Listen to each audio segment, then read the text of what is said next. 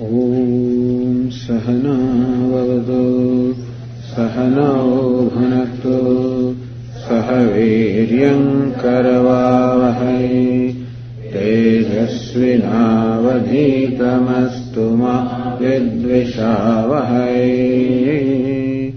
Om Shanti Shanti Shanti. Om Purnamada Purnamidam Purnat Purnamudachyate Purnasya Purnamadaya Purnameva Vashishyate.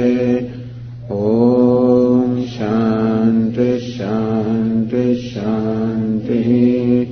Shruti Smriti Purananam Alayam Karunalayam Namami Bhagavat Padam Shankaram Lokashankaram Shankaram Shankaracharyam Keshavam Badarayanam Sutra Bhashya Krutau Vande Bhagavantau Punah Punaha Ishvaro Gururatmeti Murti Veda Vibhagine Vyomavad Vyapta Dehaya Dakshinamurtaye Namaha. Let us read from verse 12. Ye chaiva sattvika bhavaha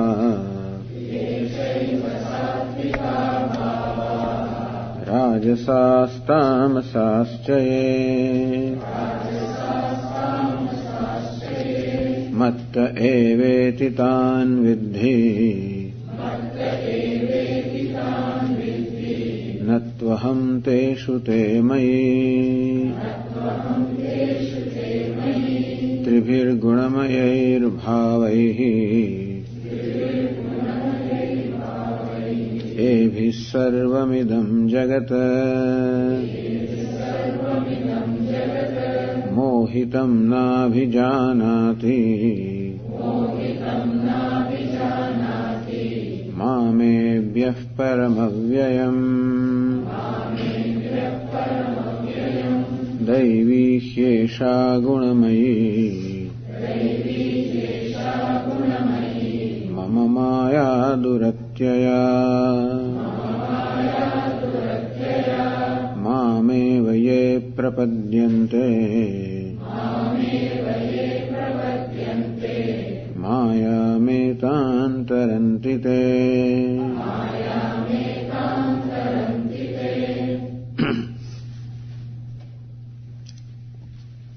Sarvadam jagat trivihi gunamayihi bhavayihi mohitam. Here Arjuna, all the human beings are deluded, meaning whoever is born ignorant. And we said ignorance has two aspects.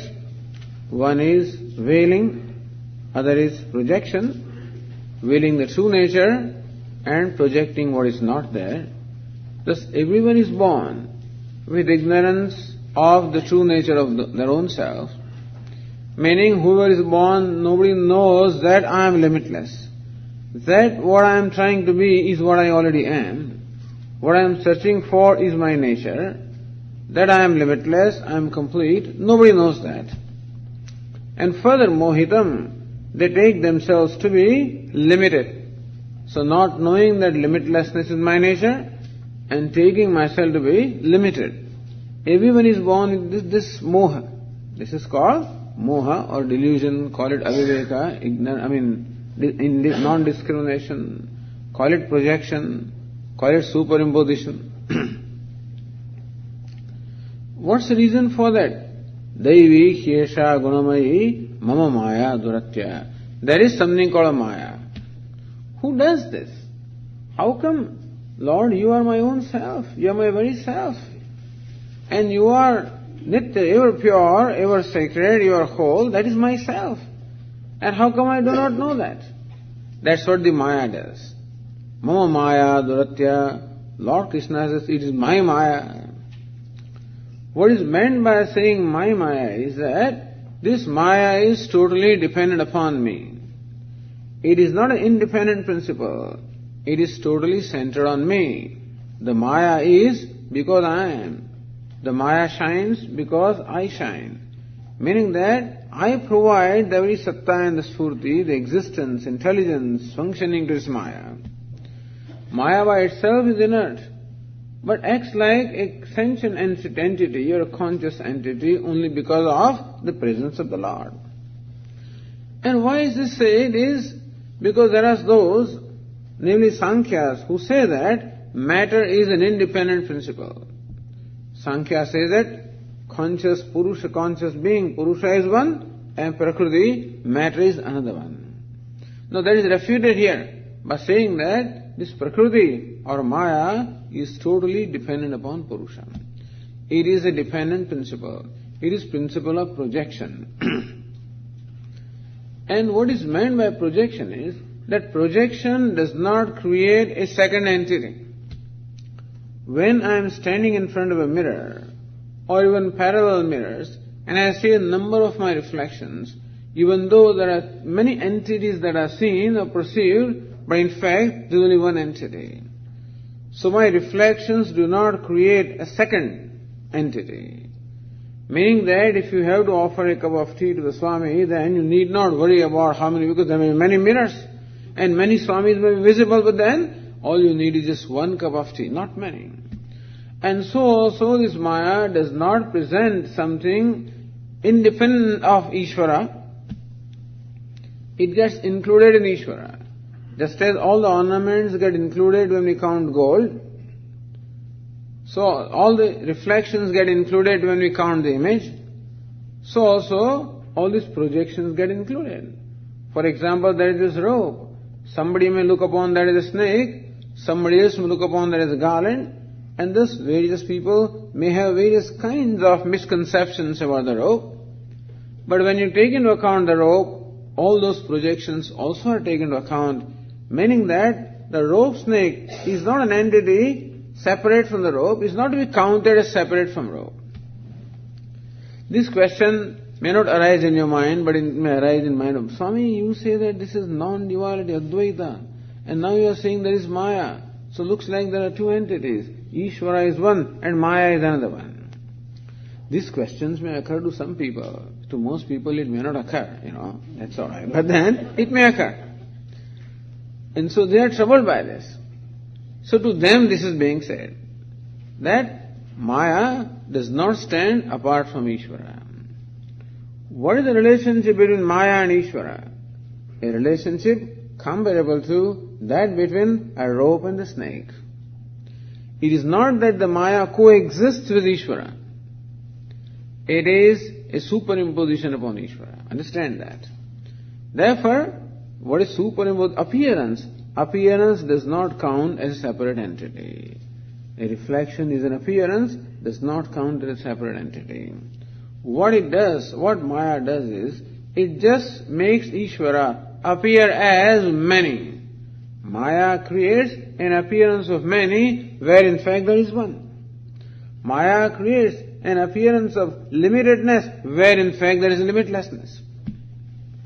Maya creates an appearance of smallness, where in fact there is wholeness. Meaning thereby that the sense of smallness or limitedness that I have about myself is false. That's the whole idea of Maya. When they say that samsara is mithya or false, which means that the sense of limitation I am suffering from is false.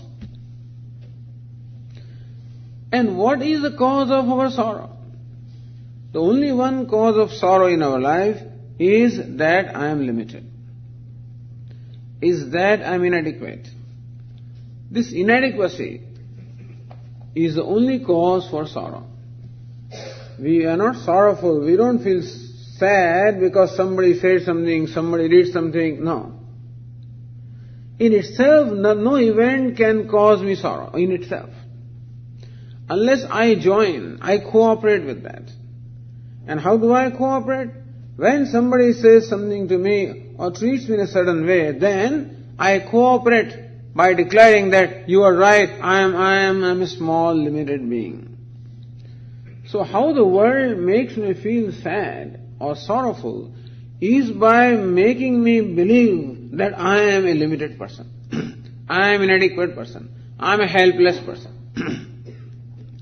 So only when I brand myself as helpless, I brand myself, then only I can feel sad.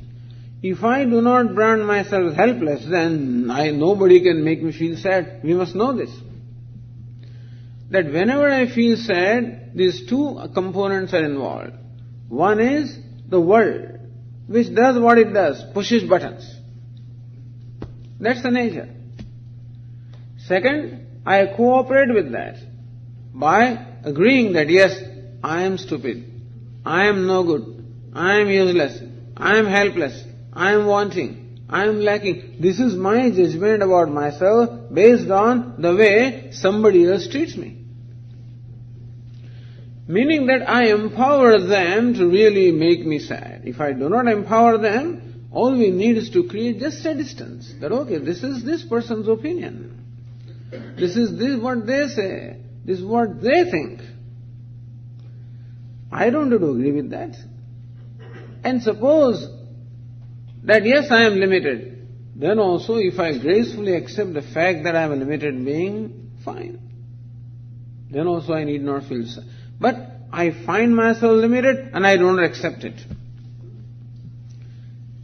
If I find myself limited and I can gracefully accept that okay, limitation is the reality of life. It's okay, nothing wrong. It's quite alright to be limited. Whatever is created is limited. Then it's a matter of degree, whether limited is this or limited is that. So this little part may feel more limited than a bigger part, but it is limited nevertheless. But in fact, so it is this sense of limitation which creates in me a sense of inferiority, low self-esteem, helplessness. So this is what makes me sad. My own non-acceptance of myself or my own rejection of myself is what makes me sad. I only make myself sad by not accepting myself or rejecting myself because I am not able to live up to my own expectation of myself. My expectation is that I must be perfect. My expectation is that I must be complete. My expectation is that I must be free and independent. It's a very legitimate expectation also. That I expect myself to be free and complete and limitless is also fair. Because that is my nature. But unfortunately, the perception I have of myself is quite contrary to what my nature is. And therefore, on one hand, I have the expectation that I should be limitless. On the other hand, I find myself limited in every way. I feel frustrated with myself. And that is what makes me sad. So next time anybody feels sad, take time to analyze what caused me sadness. No doubt somebody did something. Somebody said this, treated me like this, like that, walked over me on a mat, doormat, whatever. Somebody did that. But what did I do? I also cooperated by declaring myself that I am a doormat.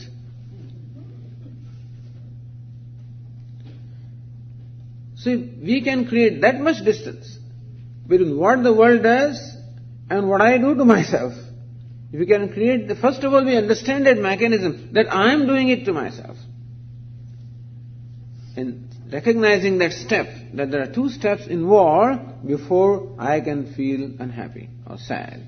That is all by the way in light of what's being discussed with Pujya Swamiji. But this is what Maya is. Maya makes me have this wrong perception about myself. And that is why that is called samsara. I want to become free. And that is also a legitimate desire. Except that the one who wants to become free is already free. So I cannot become free if I am already that. Therefore, it is to be discovered. It's not a matter of becoming, it is a matter of discovering. Like the 10th man cannot become 10th man. He cannot find 10th man. He has to learn that or recognize that he is 10th man. So, mama maya, duratya, as long as you keep searching for the 10th man, you can never find him. Duratya, you cannot cross it. And so if I am trying to become limitless, it can never happen. I want to become complete, it can never happen. Māme prapadyante, those who take refuge unto me who is limitless, those who start with this premise that limitlessness is my nature, that is called in Vedantic way. What is meant by Vedantic way of surrendering? Is start with this premise that limitlessness is my nature. But I feel limited. Well, I need not give reality to what I feel. I give reality to what Vedanta says. Vedanta says that you are limitless. My mind says that you are limited. What am I going to believe? That is called Shraddha.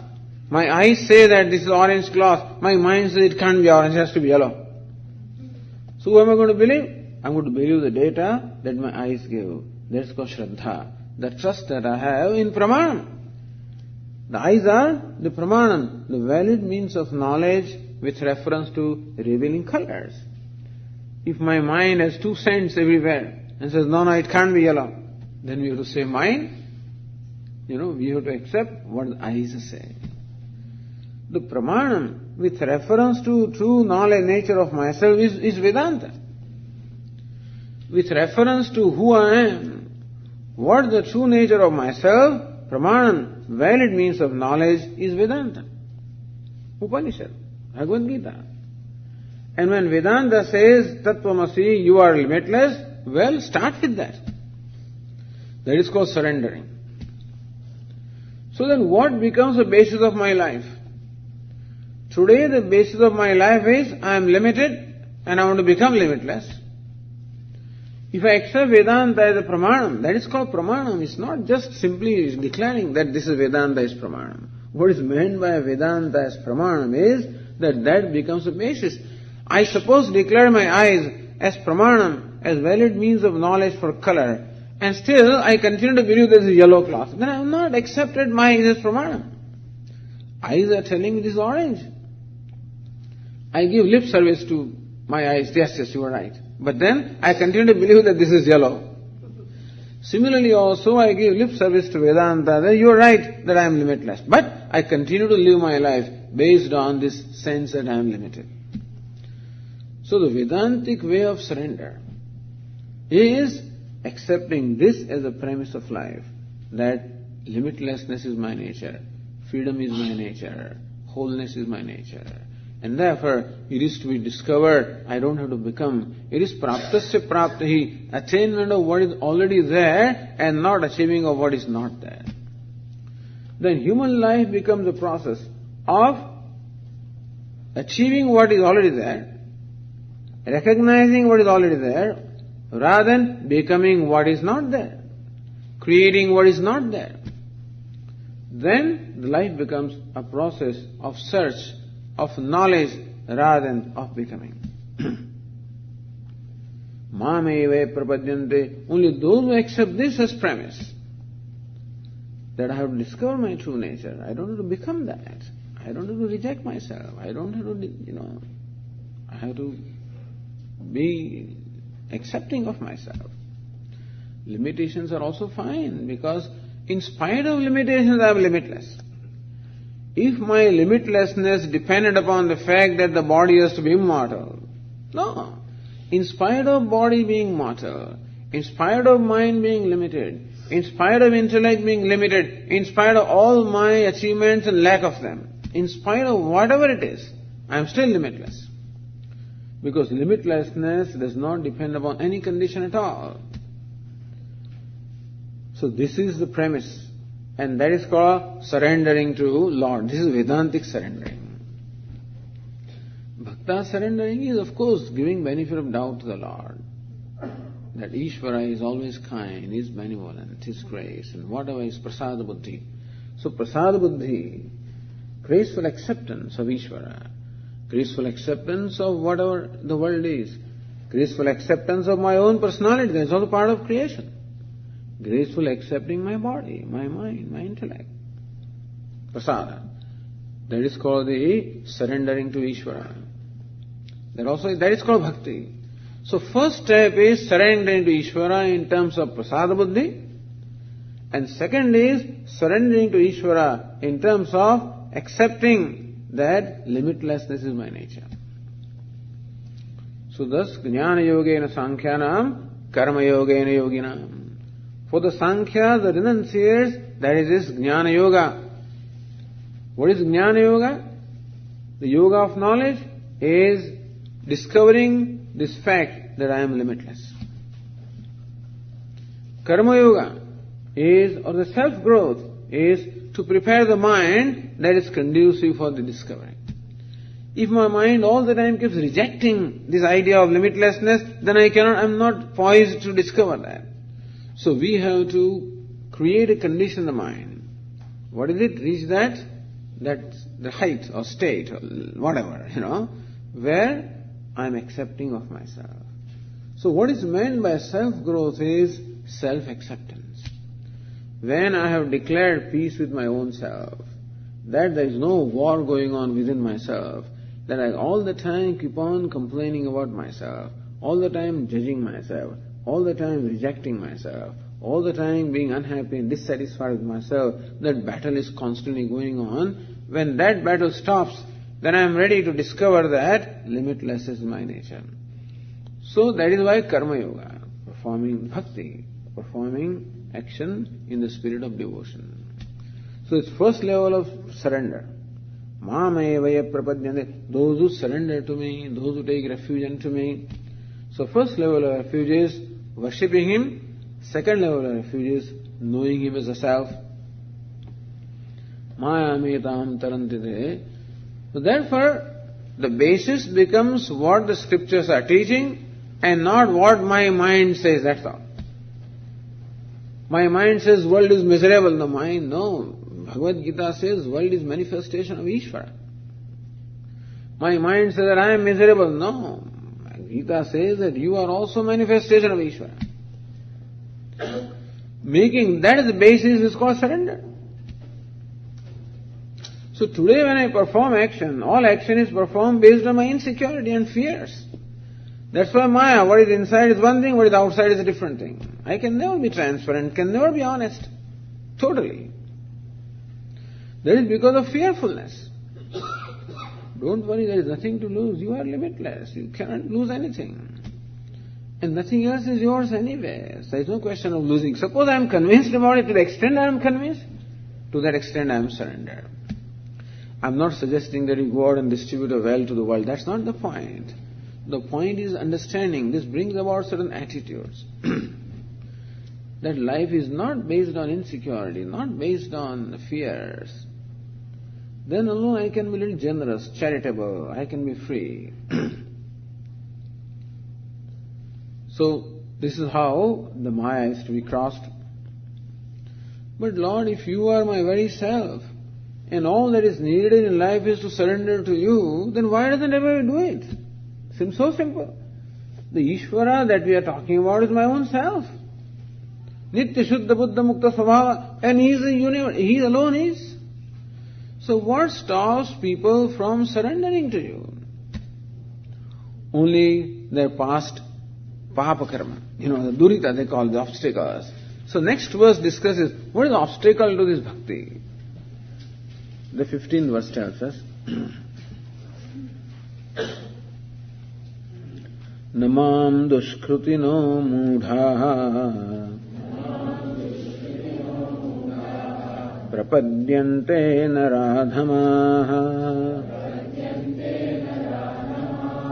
Mayaya pahrita jnanaha Asuram bhavamashritaha.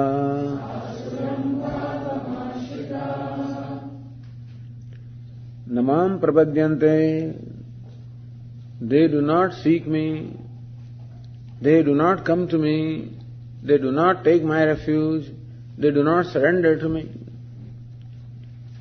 Why?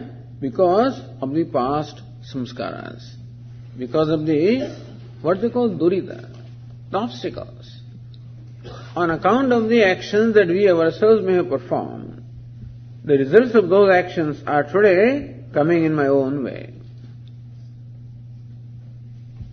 Svalpa punya kritam rajan vishvaso naiva jayate. Hey Rajan, O king, svalpa punyavatam, those people who have very little punya. Vishvaso neva jayate. In their mind, this Vishvasa, this Shraddha does not happen, does not occur. So it is nobody's fault that they don't believe in God. That is how it is. That's how the nature is. Maya apuhrita jnanaha. Those people who are robbed of that discrimination by Maya. So this is what Maya does. Jnanam, our mind, intellect has a capacity to discriminate, to be able to separate between what is right and what is wrong, what is useful to me, what is not useful to me. But that very sense of discrimination is robbed away by Maya. So where Maya strikes, the greatest terrorist, where it knows where to strike. For the human being, what really controls my whole life is my buddhi. If some of you are familiar with the imagery given in the Kathopanishad, Kathopanishad compares our life to a journey and says that we have been given a chariot. This body is like a chariot. Our organs of perception are in the place of the horses because they draw the body to different objects. Our mind is in the place of the reins. Intellect is in the place of a charioteer. What is intellect? Intellect is a discriminating faculty which makes choices all the time. The faculty of choice. Because we are given this faculty of choice and we are also given the responsibility of choice. The freedom of choice is given to us, at the same time the responsibility of choice also is given to us. And therefore, in every situation we are required to make choice.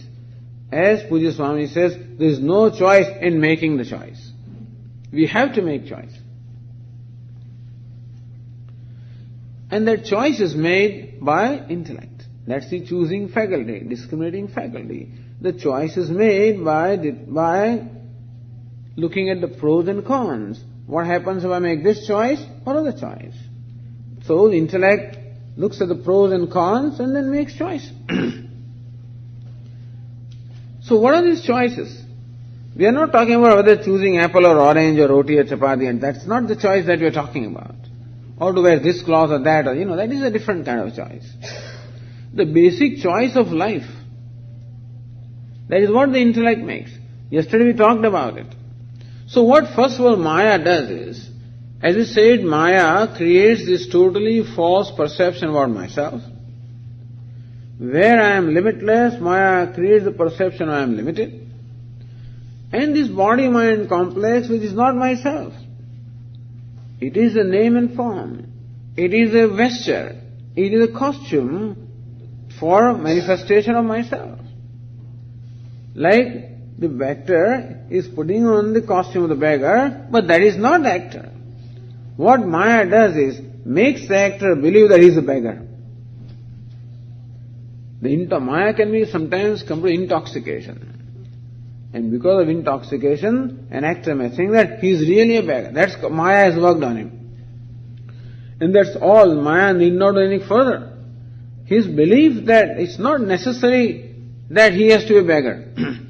All that is necessary is for him to believe that he is a beggar. That's enough. That will take him round and round. Because in taking himself a beggar, there is a denial of the fact that he is a multimillionaire. And then whatever he does from the platform of a beggar. So this body-mind complex, which is not myself, Maya creates in me the notion that that is what I am. And therefore I think that I am as good and as big as the body.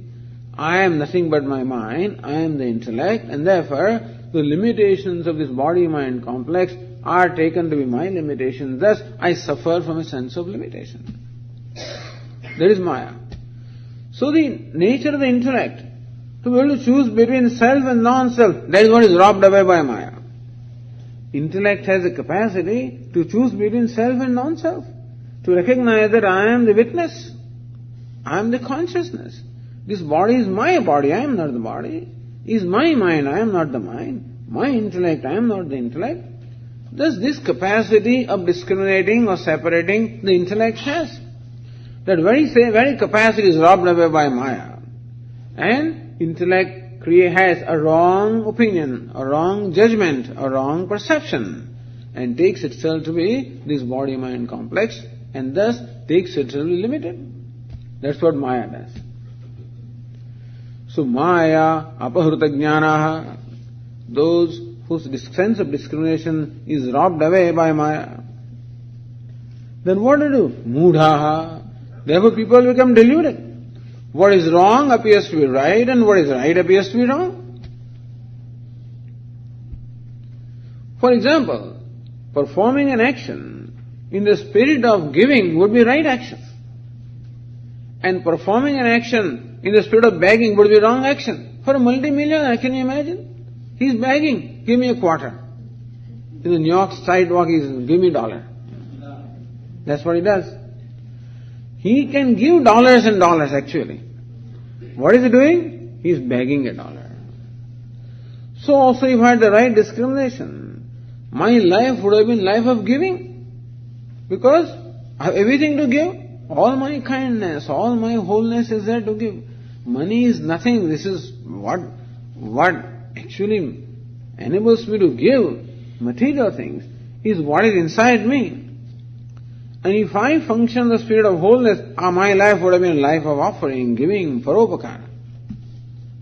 Instead of that, my life becomes a life of begging all the time. I want things from the world. I want to extract the benefit. Anytime I perform an action, I want to extract a benefit. What is in it for me? Mudha, deluded. That means wrong thing taken to be right, and right thing taken to be wrong.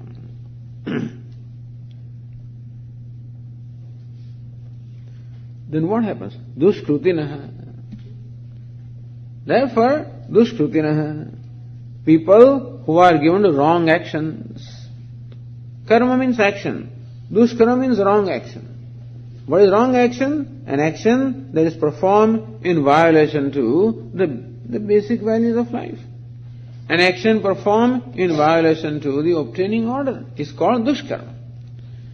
An action performed in keeping with order is called satkarma. Call it punya karma. Call it virtuous action. An action performed in violation will be called dushkarma, or it will be called papa karma, or a vicious action. So then this person takes to vicious actions. Actions very violates the values. Because he soon finds out that if he keeps on following values, then he cannot fulfill his desires. This Maya makes me a desiring person. By making me feel small, limited, makes me a desiring person. I want to become free from limitation. I want to become free from smallness. Therefore, always desiring. Unfortunately, no amount of fulfilling desires can make me feel big, because that smallness is not a reality. Otherwise it can go. The rope snake, regardless of what you do, I see a snake there, so what do? I jump up and down, making some noise so the snake may run away. If I have a stick in my hand and then I try to pound it just to scare the snake away. I may chant some mantras. All of these things will work if the snake was real. But this rope snake, it will not go away, regardless of what I do. And similarly also, that sense of smallness that I am feeling is like the rope snake. It's a projected thing. It will never go away regardless of what I achieve. And then a person feels frustrated. He finds himself dissatisfied in spite of whatever he gets. First of all, desires are those which are likely not to be satisfied also, and therefore, of number of desires, a few get satisfied, many don't get satisfied. As Swamiji says, the possible result of every desire is, it may be in keeping what I want, more than what I want, less than what I want, or opposite of what I want. More than what I want, he says, well, the other day I went to a bus stop to catch a bus. I missed the bus. I was really sad. But thank God, a friend of mine, he happened to pass by, in his car. He saw me, he stopped, he took me, and then... So, I got much more than what I desired. This can happen, it's a rare incident, but it can happen sometime. Normally what may happen is I get a bus, that is fulfilling the desire. Often I may miss the bus also. Not fulfilling desire. Or I see a bus coming and I am crossing the street. I see the bus coming, cross the street. But I did not take care to look around, and comes a rickshaw and knocks me down. I wind up in the hospital, quite opposite to what I wanted. So usually the not fulfilling desire and opposite is more common than fulfilling or getting more than what I desired. At least the person always feels that my desire is not fulfilled. It may be fulfilled also, but I don't feel that I am fulfilled. So ratio of the desires entertained, desires fulfilled divided by desire, it is a very small ratio. If my sense of success is going to depend upon my fulfillment of desires, I can never be a successful person. Because my desires are not only in the professional field. Suppose, all my desires are fulfilled, but I have desires at home also, from the spouse also, from the child also, from all kinds of things. Somebody talks back to me, desire is not fulfilled. The cup of coffee is not ready, desire is not fulfilled. I have millions of desires. It is not that desires are only confined to my professional field or something. Even there also there is a lot of struggle. Swami, you don't know about these days, it is no more like what it used to be in medical field. No more like that. Even then also they were never satisfied. Swami, you don't know. We think that these people are making good money. Swami, if you calculate the number of hours I am working, I don't even make minimum wage. Right? That's what they think. So where is satisfaction?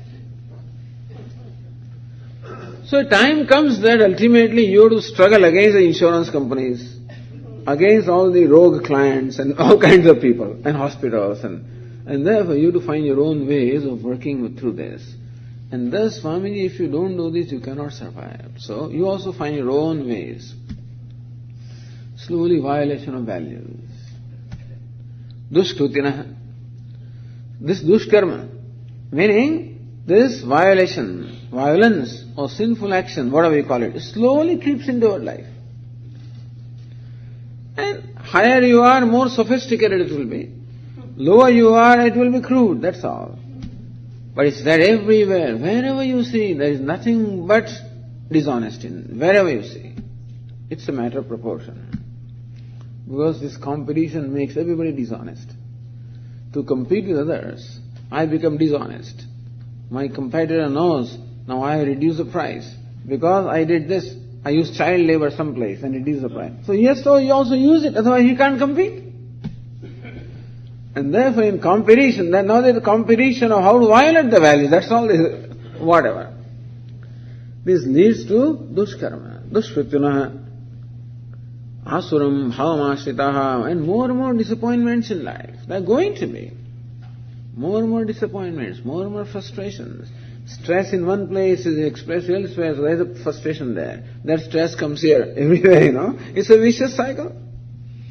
Stress in the place of work comes at home. Then there is a conflict there. That stress carries on in the place of work. Then there is a problem there. That comes back, and this is how stresses go on and on. We are not talking about the people sitting here, we are talking about the general people, So, dushkritano mudaha, asuram bhavamashitaha. You see, sometimes Lord Krishna talks about those people who are never going to listen to Bhagavad Gītā. He talks about these people, they have no concern in Bhagavad Gītā. Why is he saying these things? Just to make us feel good, that's all.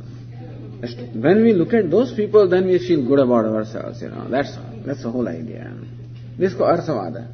Arthavada is to condemn the opposites or to praise what you want to prescribe. So what Lord wants to prescribe will come in the next verse. Before that, he says here what is to be condemned. Maya paharta jnanaha asuram bhavamashitaha. We find slowly and slowly those violent values come in. Person becomes more and more frustrated, becomes angry, becomes intolerant, becomes angry, becomes violent. He is not satisfied, then he wants more and more, becomes greedy, and then he exploits others.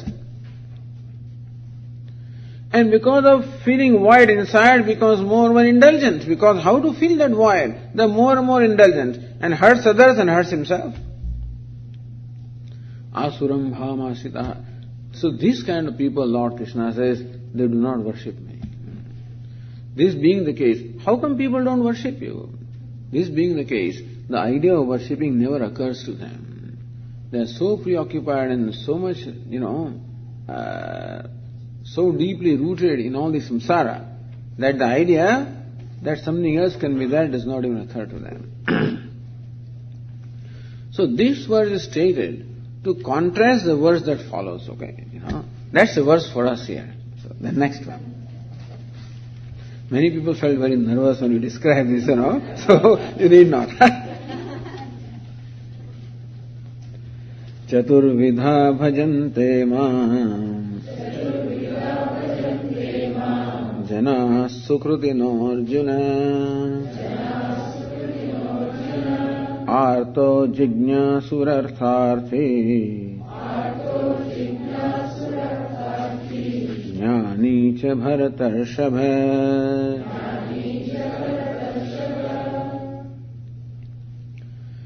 So chaturvidaha sukritanaha maam bhajanti dushkrutinaha. Earlier verse used the word dushkrutinaha. Dushkrutina means people who are given to dushkarma, given to sinful action. This is their nature. And this is how we have to watch what we do understand. When we perform an action, that action has two kinds of effects. One is action produces a physical result, a tangible result. And also the action creates an impression in my mind. And that impression will have the result of repeating that tendency. So if I keep telling lies, suppose, then that becomes my tendency, then I do it without much effort. By the same token, if I make it a habit to tell the truth or do good work, those impressions also will be planted. So doing good work will have two effects. Now one, I earn punya, the drishtaphala, immediate result, punya I earn. At the same time, in my mind, a samskara or a tendency is planted.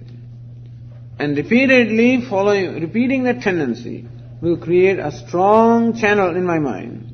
And it will become easier and easier for me to do good work. In the beginning, it may be difficult, but then more I do, easier it becomes. In the beginning, smoking cigarette also is very difficult, Nobody likes it.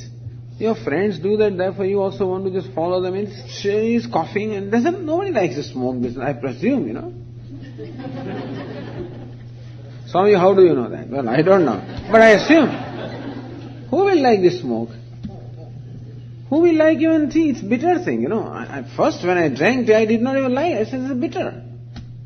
Slowly then you develop a taste for that, like Kerala. You develop a taste. Doing it again and again and again, then you develop the tendency. Then a day comes when you cannot do without cigarette. You cannot do without tea. That's all the result of abhyasa. Doing it repeatedly. Therefore, we should always be watchful about what intentions we entertain. But, that is most important. Because it is not only enough that our form of action that we perform is good, that the form is good, but the spirit also should be good. And if we are accustomed to entertaining those kind of tendencies of cheating people, misleading them, misguiding them, whatever, then that will become our tendency. So papa karma, meaning that a sinful action, if you may say, then it creates this sinful tendency also. Therefore we must avoid it at any cost. Because it's not that I'll just get away by getting some punishment, but I'm creating a tendency in my mind. By the same token, those people who perform virtuous actions, in them there is a tendency of automatically performing that action. Then you tell that person to tell a lie, he cannot tell a lie. He cannot steal. You can't do that. When we went to engineering college, you go to the smithy shop, and there they give you a rod, and then you're supposed to make 8 and some such thing, You can never do that, Only that smithy foreman can do that, that's all. But then we tried. All kinds of shapes would come in. By the time it's all done, finally you put in the furnace, to get the final touch, it gets burnt, something happens. You struggle with it for several days and still you don't get it and you submit it. So ultimately you give 1 rupee to that fellow. That's what you have to do. And then he makes it for you. First time I had to give, somebody told me, why don't you do that, why are you struggling with this? Give him 1 rupee. It was very difficult. After some struggle I said, okay. I didn't know how to do that, you see. There is a way of doing these things and you just don't know how to do that. How to give him 1 rupee? How to bribe him? I produced 1 rupee and like this I gave, something. I remember having done it, How difficult it is. So when you entertain certain tendencies, how difficult it is to do something opposite. So dushkrutinaha. Earlier verse described the people who are given to dushkarma. Sukrutinaha. This verse describes people who are given to satkarma, punyakarma, whose tendency it is to perform punyakarma. Punyakarma means virtuous deed. A action performed in helping somebody, that's all. In reaching out to somebody. An action performed based on your goodness, your kindness, your affection, your sympathy. So whatever good tendencies we have, when an action is performed based on that tendency, it's a good action. Doesn't matter what it is. On the other hand, we also have those evil tendencies, and any action performed based on that would become an evil action. So, having performed this punya karma over a number of lives, there are people who are born with a tendency to do good. Sukrutina. So for the students of Sanskrit, there is an in pratyaya here. It is in tachilyam, in the sense of nature. Dushkruta and in, dushkrutin. One whose nature it is to perform dushkarma. Sukrutin. One whose nature it is to perform satkarma. So sukrutinaha. They are also fourfold. Those fellows also are fourfold. Mudaha. Then naradhama. The one we did not even read, naradhama. Asuram naradhama. Then they become the worst in the human, lowest among the man. So mudaha, naradhamamaha, maya, prajnana, asuram. There are 4 types of this dushkritina, or 4 degrees, not 4 types, 4 degrees. The culminated of naradhamaha. Adham is the lowest among men. Just walking beasts, that's what they become. So this is what a human being can become. By making wrong choices, a person can devolve. We should not take it for granted just because I have a human birth that I will be born as a human being. There is no guarantee at all. If I live the life as a human being, I'll become human being. If I live like God, I'll become God. If I live like an animal, that's what I'll become. So these people, by making wrong choices, naradhamaha, they've gone down the ladder of evolution, the spiritual evolution. Here on the other hand, sukrutinaha. So therefore, the secret is just do good, that's all. If we cannot do anything else, the sadhana for self-growth is simple, do good. Be good and do good. This kind of saying. They are all sutras. But anyway, that means have good intentions and do good as much as you can. That is the sure means. And if you do good without any expectation, then that will result in your self-growth. Do good with expectation, that will give you material growth. So doing good alone will give you growth, material or spiritual. But if doing good is done with a desire, then you get material growth. Without desire, inner growth. So do good, number 1. Number 2, as much as possible, do it without desire. That is a sukrutina. Having done this for many, many lives, those people whose nature it has become to perform good actions, bhajante mam, they will have the desire to worship Lord automatically. You don't have to teach them. They're born that way. Some children are born that way. In our own families we know that the grandmother is performing the puja. every morning at 7 o'clock in the morning, and then this little thing comes crawling and slowly sits in the lap of the grandma. Then one day it wants to also do the bell, okay. Then someday it wants to do something. Someday it wants to... And this is how it loves. Some children don't care for that kind of... They play with that Shivalinga and throw it around, That's another kind. But this is this kind that just enjoys doing what the grandma does. They're born with those tendencies also. We can create the tendencies as well, but you find some children just love things. They love to chant, they love to do this. Others, they're not interested in that.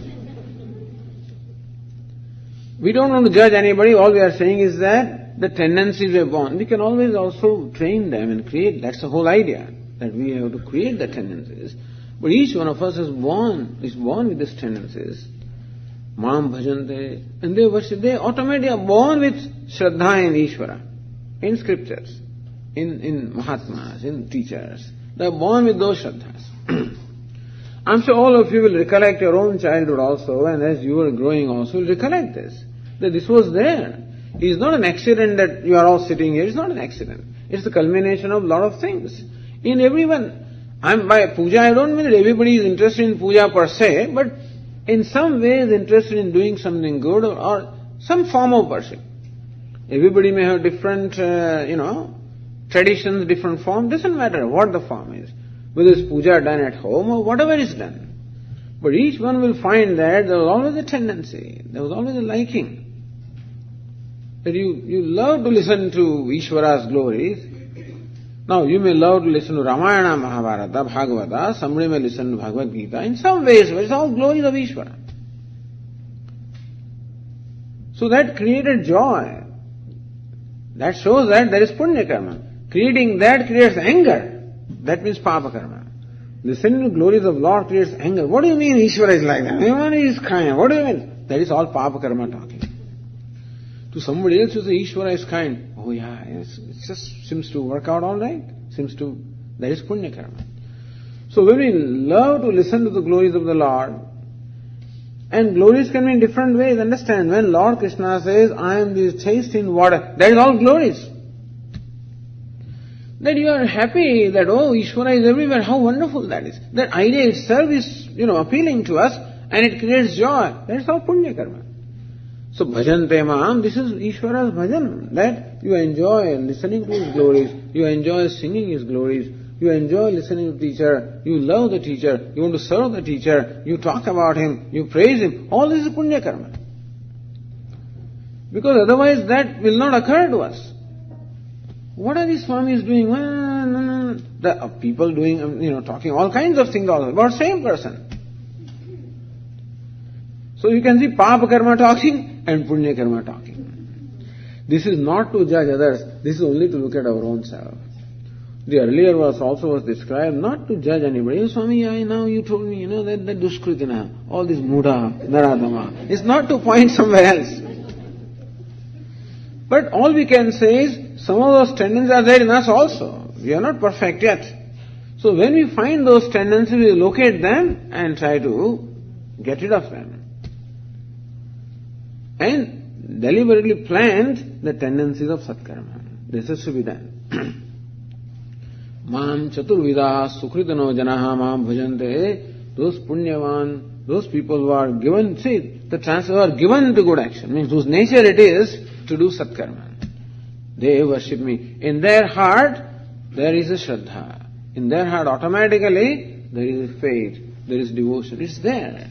Either you have it or you don't have it. It's not that you can will the devotion. You cannot will the shraddha. If I don't have shraddha, I can pray for it. But I can't say that I will love you. I can't will that. It has to happen. What can I do? It has to happen. It doesn't happen, there's nothing you can do. And so also you stand before Dakshina, somebody says, what is this rock doing here? Somebody told me that, Literally. What is this rock doing here? That's what he sees there. Here, standing before Dakshina, somebody sees a rock. Somebody sees a piece of art. And somebody sees God, It depends upon where we are. And there is nothing we can do about it. If you want that to change, we can pray. Do good work, satkarma, and prayer. That's what will bring about these things. So Lord Krishna says, what's the condition that people worship me? Sat Sukritinaha. And then Lord Krishna says there are 4 kinds of 4 gradations are given here. 4 grades of devotees. Artaha, Jignasahu, Artharthi, Jnani cha Bhartashabha. The first grade of devotee is Artaha. The person who is in distress. Meaning that who worships Lord to become free from distress. And of course everybody is like that. Everybody has distress and pain in the life. But then when we do not find any way out of the pain or distress, then we surrender to the Lord. Oh Lord, I am surrendered to you. You please save me. There are examples. Those who are familiar with Puranas know this example. Draupadi is a classical example.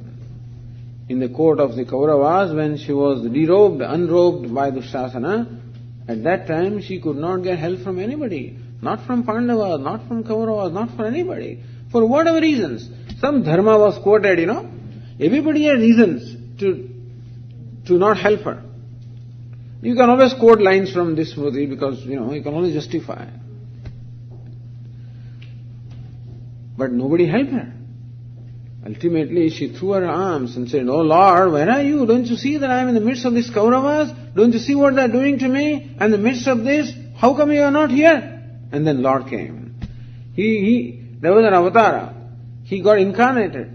What is the avatara? Vastra avatara. He got incarnated in the form of the garments or the cloth. And so this fellow kept on pulling the sari. And new sari kept on coming. This avatara of the Lord. It's called Vastra avatara. He comes. Gajendra is another one. That elephant. He went into water and then he was grabbed by a crocodile. And then a tremendous battle happened. It went on for hours and hours. This elephant was very strong. But then he was in water. Ultimately, crocodile turned out to be strong. After many hours of battle, then the elephant found that he was losing the battle. He was sinking. The crocodile was pulling him in water. And slowly started sinking in water. The water came all the way up to ears, nose and ears, and he's realized that now he can't be saved. That time, Govinda, Krishna ko pukare. Then he urges to Lord, Hey Govinda, please come. The story goes, when he uttered Govinda, the Lord Krishna is in Vaikuntha. The Go is heard there, by the time Vinda is finished, already here, And with his chakra or discus, he destroys the crocodile and saves his Gajendra. Now, very famous stories. Vedantis don't much care for these stories, but in Bhakti, the Bhakti Acharyas and all, for them, they are great stories because it shows grace of the Lord. How Lord always cares for his devotees. Artha. This is one kind of devotee. Jigna, Artharthi, second one. Although, as far as the Patha is concerned, text is concerned, Artha, Jignasu, Artharthi, but as far as the meaning is concerned, we should take Artha, Artharthi, Jignasu. Artharthi is the fellow who wants security and pleasure. Artha. Arthi means the desirous of. Artha means the pleasure and comfort. So a person who is desirous of material wealth, or material prosperity, he also approaches Lord. There are many in India. Many. Tirupati is the richest Lord, not because of anything, but because of Artharthi Bhaktas, So many Bhaktas, many devotees of the Lord, always make a deal with the Lord. That if you get this contract, you will get this percentage. He gets a small percentage. Tirupati doesn't get a big percentage. Small percentage. 1%, 0.1%, that's what he gets. But he gets that much. But he's so popular that even that also makes him the richest god, in India. Arsase, making deal with Ishvara. That I am doing this, provided you do that. Ishvara has to fulfill his part of the contract first, then alone he gets Ishvara, otherwise he doesn't even get. Arsase. The Lord said, doesn't matter. Come to me. Somehow you come to me. He's waiting. Arsase. Then the fellow grows into the next level, Jignasu. Parikshalokan, Karmachitan. When your desires are fulfilled, then you recognize the limitations of fulfilling desires, and then pariksha happens in your life. Nirvedamaya. Then there is vairagya. So all right, I've achieved all of this, and still what? where am I, as far as the fulfillment is concerned in my life, where have I reached? I seem to be as dissatisfied, unfulfilled as before, in spite of the plenty. That's how he sees the limitations of the material achievements, and there is now in him an insight about the life, an understanding of what he's seeking. Thus he becomes a desirous of knowledge. Recognizing that the life is for praptasya praptihi, attainment of what is already attained, that limitlessness is discovered, not to be achieved. Tad vijnanartham sa guru eva vigachet. For that knowledge, seeking that knowledge, he approaches the teacher. Subjects himself to the upadesh of the teacher and becomes ultimately jnani cha bhartashava. Recognizes that limitlessness is my nature, Brahman is my own self.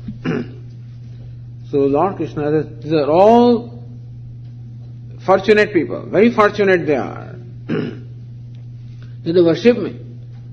That someone worships God is a great fortune. And they are in 4 grades: Artha, Artharthi, Jignasu, and Jnani cha bhartashava. Okay, we'll continue.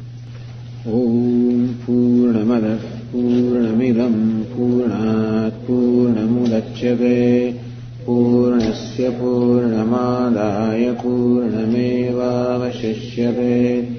Om Shanti Shanti